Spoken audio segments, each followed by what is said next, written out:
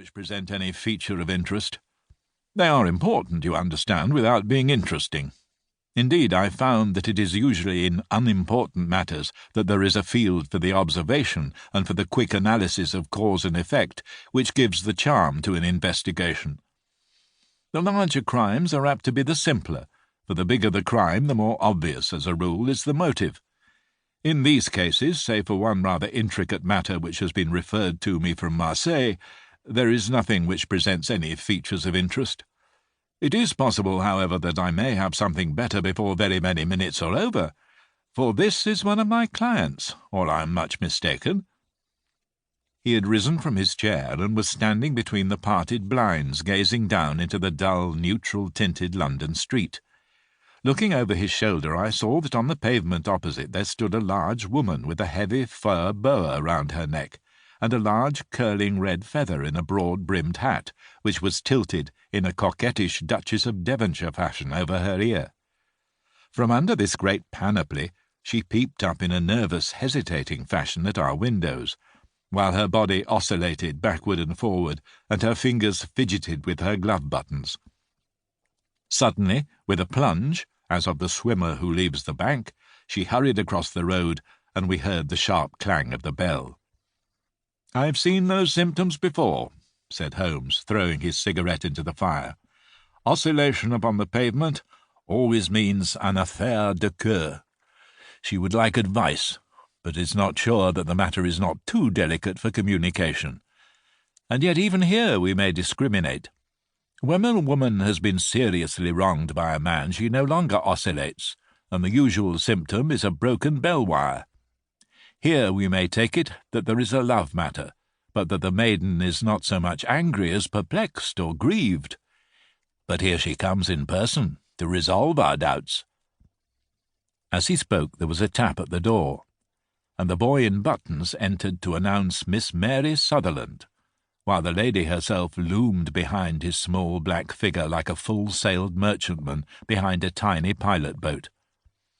Sherlock Holmes welcomed her with the easy courtesy for which he was remarkable, and having closed the door and bowed her into an armchair, he looked her over in the minute and yet abstracted fashion which was peculiar to him. "Do you not find," he said, "that with your short sight it is a little trying to do so much typewriting?" "I did at first," she answered, "but now I know where the letters are without looking."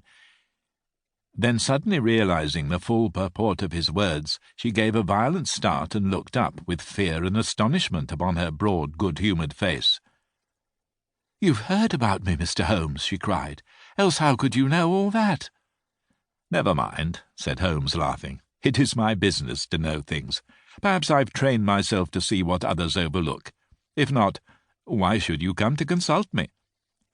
"I came to you, sir, because I heard of you from Mrs. Etheridge, whose husband you found so easy when the police and everyone had given him up for dead.